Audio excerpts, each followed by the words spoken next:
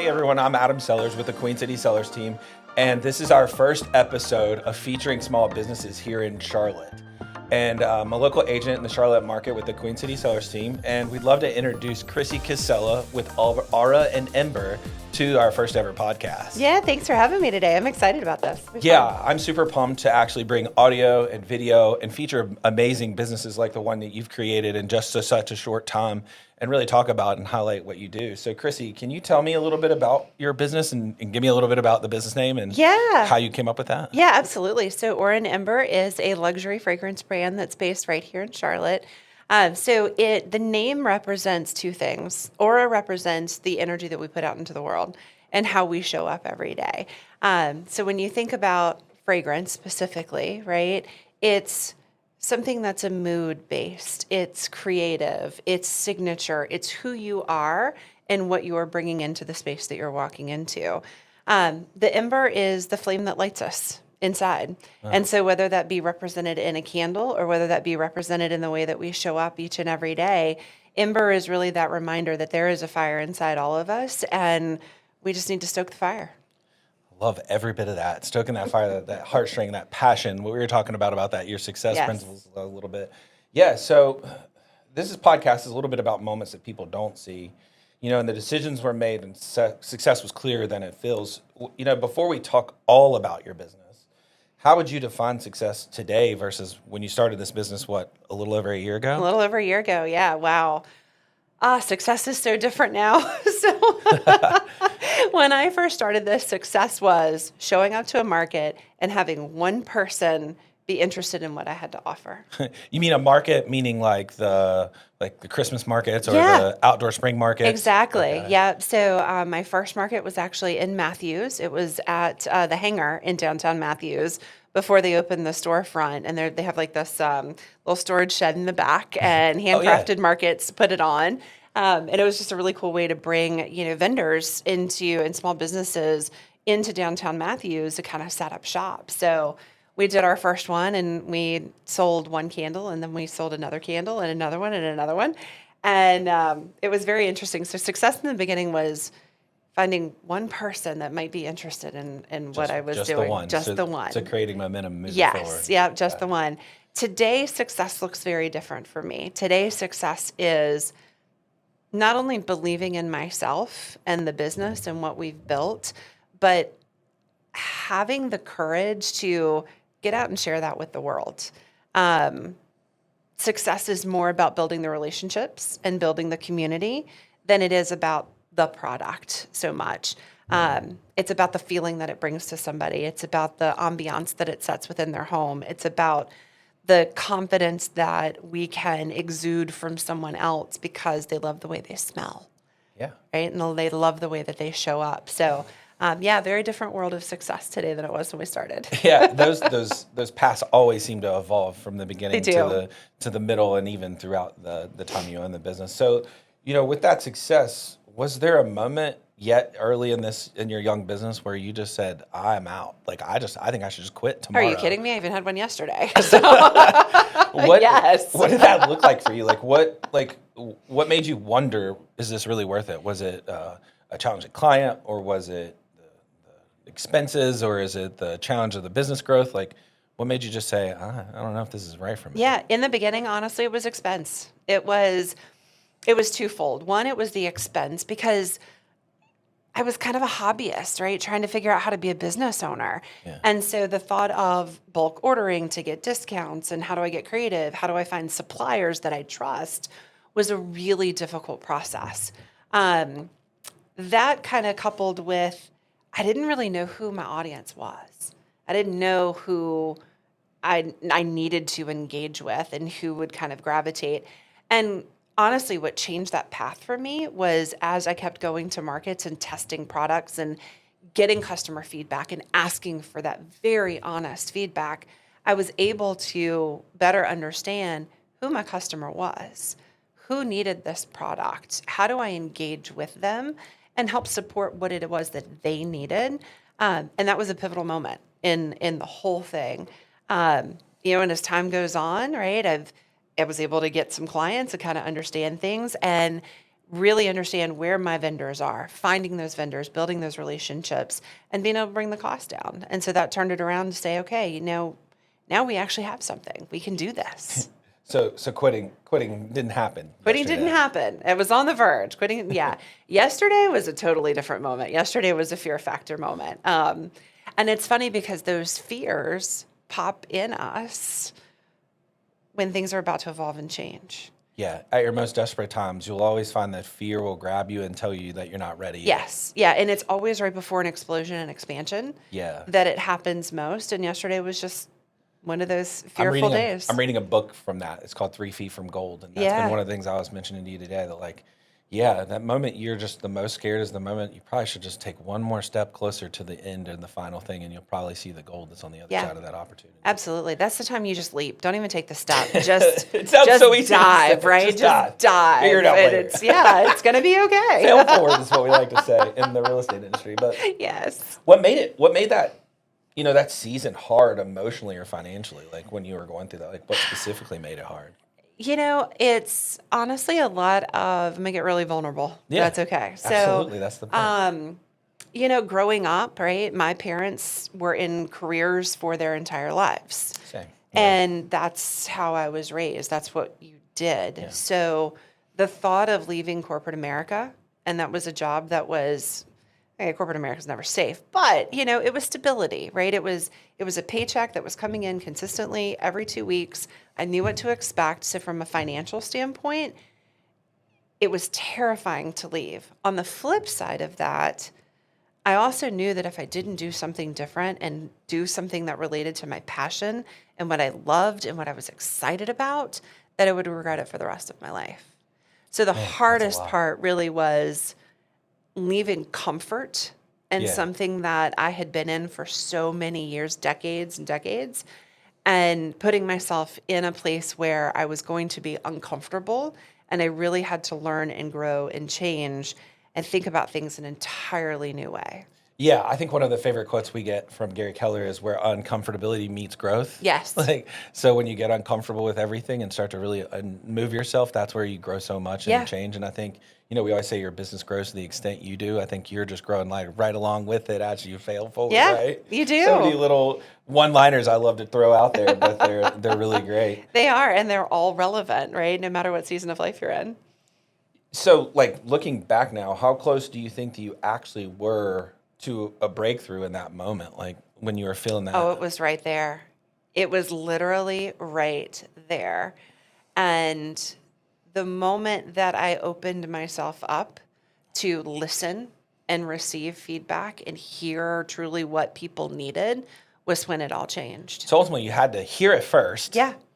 And be willing to accept Yes. that moment. And then also know that on the other side of that moment, something challenging was going to give you the growth that you needed in order to take a hobby to where you are right now with this really big change that you've seen over the past 6 months. Yeah, exactly. And that's probably the hardest thing for anybody to do, right? Is to be open and receptive truly to feedback and not take it personal. You can't take it personal. You have to truly take it as data and information and put your analytical hat on, understand what's driving that feedback, where there's consistency in the feedback, and how do you pivot and move so that you can really address the needs of the people that you're serving. It doesn't matter what business you're in, that critical element is really important for success. Yeah. I love to say where passion meets talent. Yes. Can you tell I get passionate about things? Yeah, very, very much. And that's why I think so many, when you find your one thing and find that passion, that's really where it turns over. And then you start to see these growth things that just you don't even understand them at some point. You have no idea where this came from. Yeah. But yeah. Yeah. I'll tell you one other little quick tidbit too. So looking back at the end of the year and doing the 2025 reflection, it was in that moment that some of the things that I didn't really understand as breakthroughs or changes or growth, in that moment when I did that full reflection, the aha moments came full circle. And I'm getting goosebumps. I really started to understand why things were happening the way that they were happening, why those different changes were pivoting and coming because of the doors that had opened sequentially after that, that I didn't even know were a possibility. It was amazing.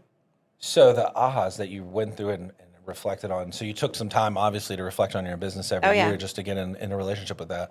What does that look like for you? Is that an annual thing that you've always done, or because you switched into the corporate world and you heard, in the business life, you must reflect now, I've is always done it. Even in okay. corporate America, I always did it. And gosh, even honestly as a child, right? So I was very competitive growing up. I always have had that opportunity at the end of the year during that quiet period just to reflect and really appreciate where I was, where I've gone, and where I am. Yeah. And where And you'd like to maybe go? yeah, and where I'd like to go. I always Yeah. have long-term goals. Yeah, so I've always really done that. It's just a different feeling of gratitude when it's your own business that you're reflecting So upon. so much, so much, so Yeah. much. Then you know more about the things. So, you know, what made you keep going when there was evidence that it wasn't going to work? Like, what made you say, you know what? I don't really care about the outcome of this. I'm still going to do that anyway, even though you knew, like you said, there was so much doubt, there was fear. You still had to make a choice Yeah. to keep going. What was in there that said, I've got to do this? It was really internal. It was my internal instincts and drive of, okay, maybe this isn't for everybody, but somebody out there needs this. And it was something I loved. It was something I was passionate about. It was something that I get excited about the research and looking at the science and the chemistry of all the things, right? It's where I felt most alive. And so at the end of the day, whether it was just a hobby and something I got to do for fun because I got to get out and meet new people and have conversations and interact with folks I never would have met sitting at my corporate computer, Right. right? Whether I made a dollar or not, didn't care. It didn't matter in that moment. It was about what I love to do and what I was passionate about. And that changed everything. That kind of pivotal moment of this is where my passion is and this is where I can learn and grow and I can teach others. Whole thing changed. How do you build belief in yourself when that external validation that the business is going to be what it needs to be? You've said all these things about a purpose and a passion, and people need this, and you're filling a gap. Like, how did you, you know, build that belief? Where did that come from? Man, it's hard. Like, I'm not gonna lie. It is hard. It really is. And you have to dig deep, right? So for me, right, I had to get up every day and say, I'm going to take one step forward in this. Again, it's my passion. It's what I'm excited about. And if it's meant to be a business, the right people will show up. They will come one way or another. And as long as there's a fine line, I think, right, between being delusional about it, right? I mean, Yeah. truly being just like so incredibly optimistic that you're ignorant to reality, right? And Yeah. so there's a balance in that where you have to feel it within your gut and in your soul, but you also have to use data and facts to validate where you're going and what's happening. Things don't just magically occur overnight. I think, yes, I believe we can manifest things, but you have to take action in that manifestation in order for things to actually have traction. So kind of bringing all of that back full circle, Yeah. right, is when you're building the belief in yourself, you have to stay grounded and rooted in what is your passion, what is driving you, and your why, right? Right. Your why is really the main driver of all of that. And if you can stay true to that why you're doing this and why it matters, the confidence will come. The more you share your story, the more you have conversations, the more you're able to feel confident and comfortable that you really are an expert and it's not just in your head. And that in turn builds confidence and it just allows you to open up a little bit more. Yeah, I think that's a big thing for me. Your why has been such a challenge in my world because everyone says it has to be just so much bigger than you are and like this great thing. What was your why, or what is your why, or right now? Because I know that whys evolve. Yeah. And if anything, I've learned in the 8 years I've been in the real estate industry, my why has changed from the day I started to yesterday. Yeah. So what's your why right now? Yeah. My why is rooted in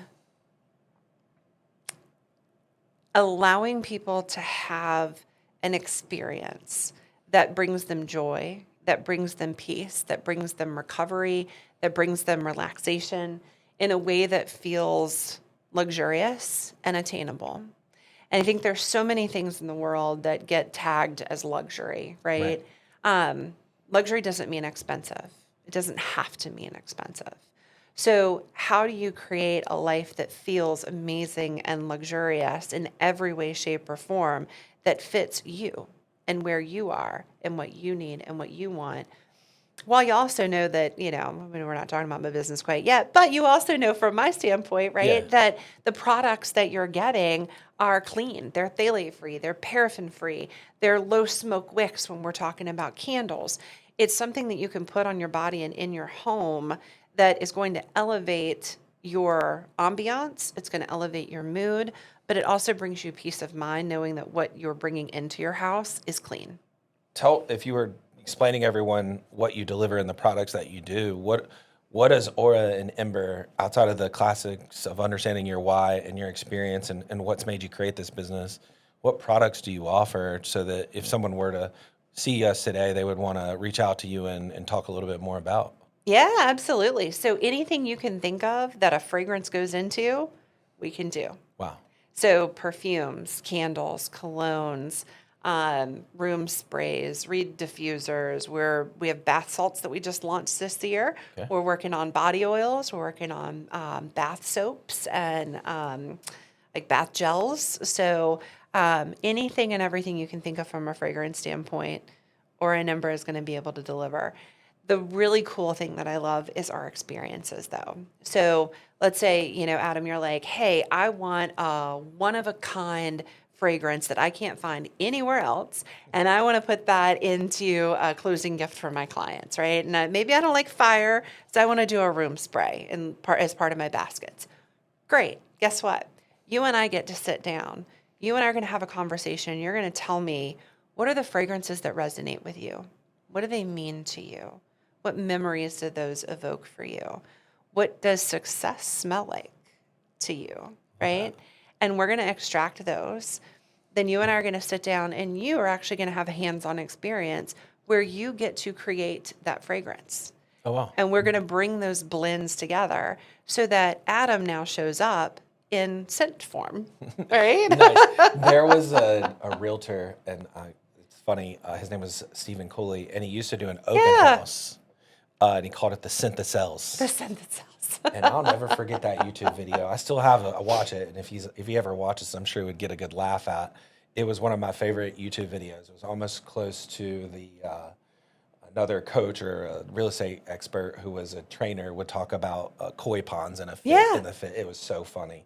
But yeah, so the Scent That Sells. I guess I need to come up with a Queen City Cellars. You do. You need gotta have a Queen City Cellars. Yeah, you gotta have it for the open houses and, and the closing gifts. Yeah, absolutely. I love that. And I love that the experience. So it's not just hey, I'm just gonna get these candles and you're gonna give me the best scent possible that almost smells like Bath and Body Works or something like that. You're actually creating a curated experience around how a client creates their scent and you have a consultative approach to the way that it's generated and created. It's not just hey, Christy, I want to buy this from you. Experience. Yeah, exactly. So if we ran into you out on the street, we're going to see some of that. Like some of your, I guess, what you would call staple scents. Yes, you are. Okay. Yeah. So the Queens Boulevard collection is our Charlotte-inspired collection. So I've lived here for 30 years. I love the city. I have seen it grow and emerge and evolve in so many ways, which is just incredible. But the history of the city is really what's inspired this collection. So you're going to see some of that in Queens Road. You'll see it in Queens Road West. You'll see it in Selwyn Reserve, which is our top seller consistently, right? We have Uptown Reserve. So they're all curated scents. They're all special and unique and different and not something that you're going to find anywhere else. But they're warm and they're inviting and they're this unique blend of anybody can enjoy them, right? It doesn't matter if you're a man, if you're a woman, if you're, whatever. It really resonates truly with every person that's out there. I love that. And it's great that you have that kind of foundational sense. So then we're able to kind of align with you, or maybe then eventually want to get to our own customs, but there are some really great ones that you've kind of curated along the way in your Exactly. experience. Yeah. Awesome. Yeah. So, any of your real estate friends that are selling homes in any of those areas, got a candle for you. I always like to finish out for a few more minutes here and kind of shift out of that and into some I'm a motivational kind of give it to other people. If someone was listening and they were talking about like going in our podcast and they're driving down the road right now and they're feeling a little bit like their business is in the dirt and they're in that discouraged point that you felt, what's one sign that they might actually be closer than they think they are? Oh, wow. Gosh, that gives me goosebumps too. It is that place. It is that fear. It is that it's not being able to see the next step. And when you really start to imagine where can this evolve, where can this go? And if you're a visual person and you're used to being able to see it and have that imagery in your head and it's black, that's your sign. That is your sign. Because on the other side of that curtain is where the magic is happening. And the universe and all the things that come with that are working in your favor to help bring that curtain down soon so it can reveal to you what's happening. In that moment, the best thing you can do is not give up. Keep going. Because in order to receive that favor, you have to take the steps forward. You have to show that your willingness to continue to persevere is ultimately the gift behind the curtain. Keep going. Just keep swimming. Keep going. Huh? Keep going. I hear you. So what would you say to the version of you who was 3 feet from gold but didn't know it yet throughout this past year? What would you say to them now? Good job, girl. You kept going. Yeah. I would say, I am so proud of you for not giving up. I'm so proud of you for asking questions, getting to know different people, finding creative ways to move forward, but never giving up. So the never give up attitude. Yeah. You tell yourself, never give up. Keep going. just a quick high five. Yeah, just do it. Do it. You got this. It's okay. It hurts now, but it'll be okay in the end. I love that.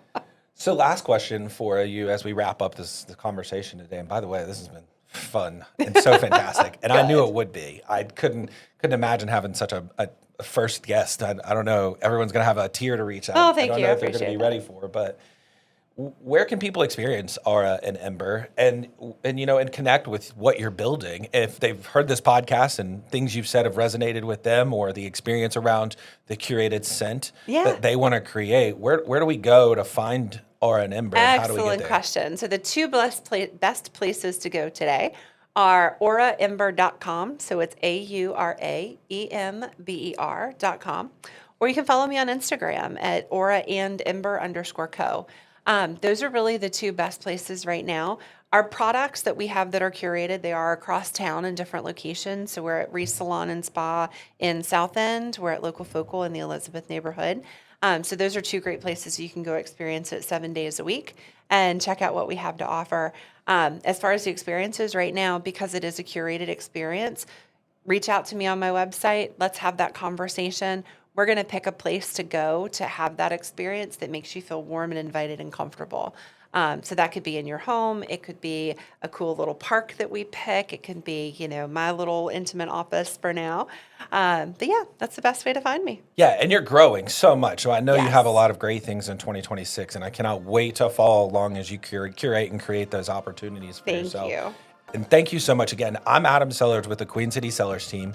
Thank you all for joining our podcast today. This is Chrissy Casella with Aura and Ember, and y'all check her out. Get that curated experience. You won't want to miss it. Thank you again for joining us today. Thanks, Chrissy. Yeah, thanks, Adam, for having me. I appreciate it. Yeah.